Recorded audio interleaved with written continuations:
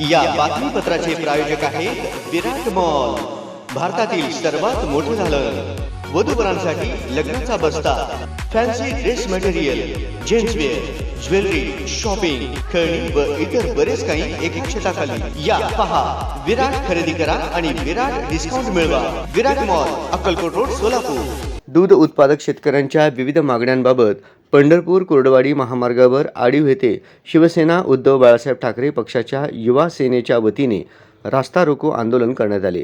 यावेळी दूध उत्पादक शेतकऱ्यांच्या विविध मागण्यांबाबत उपस्थित शेतकरी चांगलेच आक्रमक झाले. यावेळी उपस्थित शेतकऱ्यांना मार्गदर्शन करताना युवा सेनेचे युवा नेते रणजित बागल म्हणाले की सरकार दूध उत्पादक शेतकऱ्यांसोबत दुजाभाव करत आहे.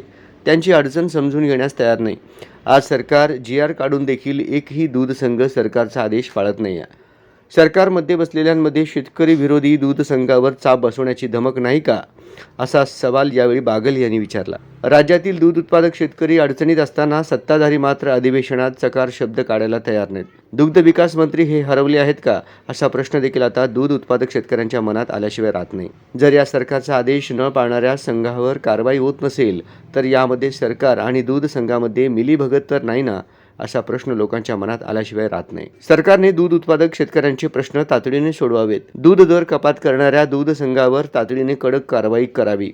तातडीने पावले उचलली गेली नाही तर आगामी काळात दुग्ध विकास मंत्र्यांच्या गाड्यांच्या ताफ्यावर शेतकरी मूर घास व चारा फेकायला देखील मागे पुढे पाहणार नाहीत, असा इशारा देखील बागल यांनी यावेळी बोलताना दिला. यावेळी प्रशासनाच्या वतीने पोलीस अधिकारी मुजावर यांनी निवेदन स्वीकारले.